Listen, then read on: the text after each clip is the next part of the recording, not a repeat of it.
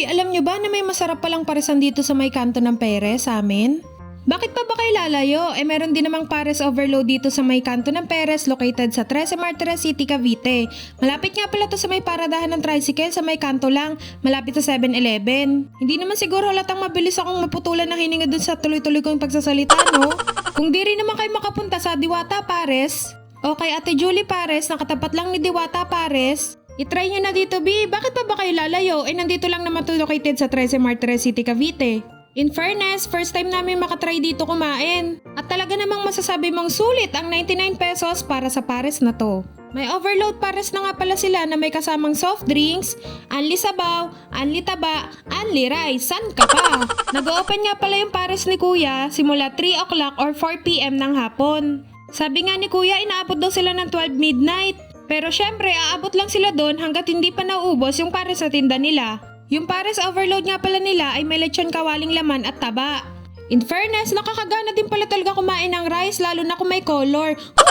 Maganda rin yung place nila dito kasi open area. Tapos may kasama ring mga tindahan ng coffee kung gusto nyo rin magkape after nyo kumain ng pares. Kung di nyo pa natatry dito, itry nyo na mga B. Kayo din, hindi nyo matitikman yung sarap ng pares ni Kuya. Mababait nga din pala sila Kuya dito kasi super accommodating. Tapos sila na talaga mag-aalok nung kanin, tsaka nung sabaw at tsaka taba. Marami na nga rin pala kumakain nito, kami na lang pala hindi nakakadiskubre. Medyo konti nga lang yung upuan pero kapag naghintay ka, mapapasarap ka at mabubusog ka. Itry nyo na yung pares ni Kuya, yung Choy Bros Pares dito located sa 13 Martires City, Cavite, Hugo Perez. Grabe, nakadalawang order nga lang ako ng rice dyan tapos taba at sabaw. Sa sobrang busog nga namin, napalakad na lang kami ng kapatid ko pauwi. Sinasabi ko sa inyo, hindi kayo mahiyang manghingi ng kanin, sabaw at taba kay Kuya. Kasi si Kuya na talaga mag-aalok ng pagkain sa'yo. Alam nyo, nagustuhan ko dito sa pares ni Kuya, sakto lang yung lapot ng pares nila at hindi ganun ka-brown. May natikman kasi akong pares na halos katulad ng Choy Bros Pares. Alam nyo yun, hindi kayo mauumay sa lapot ng pares ni Kuya kasi saktong-sakto lang yung lapot ng sabaw. Tapos lalagyan nyo pa ng chili at kalamansi. Huy, sold talaga ang dinner nyo at midnight nyo kapag kumain kayo dito sa Choy Bros Pares. Akalain nyo yun, may sukli pang piso yung 100 pesos nyo tapos naka-overload pares ka pa na may libreng soft drinks. Kaya sinasabi ko sa inyo mga B, try nyo na dito kay Choy Bros Pares. Hindi kayo magsasawa sa sarap ng pares nila.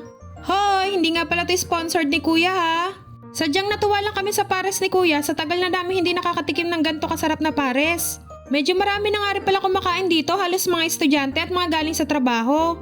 Kilala na nga rin sila Kuya ng mga tao dito. Kaya itry nyo din dito sa Choy Bros Pares, hindi talaga kayo magsasawa at mauumay. Ayan, after namin kumain, naglakad na lang kami pa uwi kasi wala na kaming pamasahe pang uwi. Huy! Nagtitipid! Pero kasi mga B, ang dami kasi naming nakain kaya ayan, naglakad na lang kami pa uwi. Malapit lang din naman yung bahay namin dyan. Tawa nga kami ng tawa ng kapatid ko. Halata naman nag-enjoy yung kapatid ko kakalakad dito pa uwi. Tapos sabi niya, videoan ko din anino namin kasi ang cute. Yun lang sa araw na to. Salamat sa banana at thank you! Bye-bye! Try nyo na doon!